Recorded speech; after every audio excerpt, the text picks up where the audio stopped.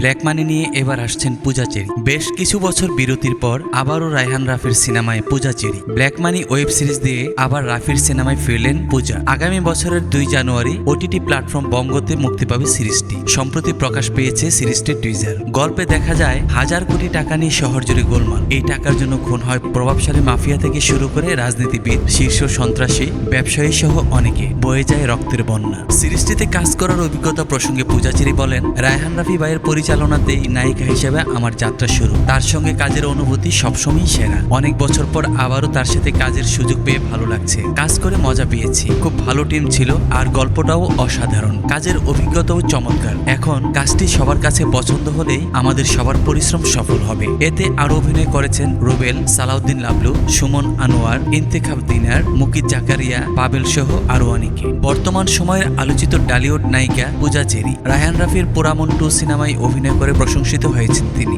একই বছর রাফির দহন সিনেমায় সিয়ামের সঙ্গে জুটি বাঁধেন। পরে সিয়ামের সঙ্গে আরো সিনেমায় কাজ করা হলেও রাফির সিনেমার নায়িকা হিসেবে কাজ করা হয়নি। এরই মধ্যে কেটে গেছে 6 বছর। অবশেষে তাদের বিরতি ভাঙল। 2012 সালে শিশু শিল্পী হিসাবে অভিনয় শুরু করেন চেরি। 2018 সাল থেকে তিনি বড় পর্দায় নিয়মিত অভিনয় করে যাচ্ছেন। তার অভিনীত উল্লেখযোগ্য সিনেমাগুলোর মধ্যে রয়েছে নূরজাহান, পোড়ামন 2, দহন, প্রেম আমার 2, গলুই, লিপস্টিক, আগন্তুক ইত্যাদি।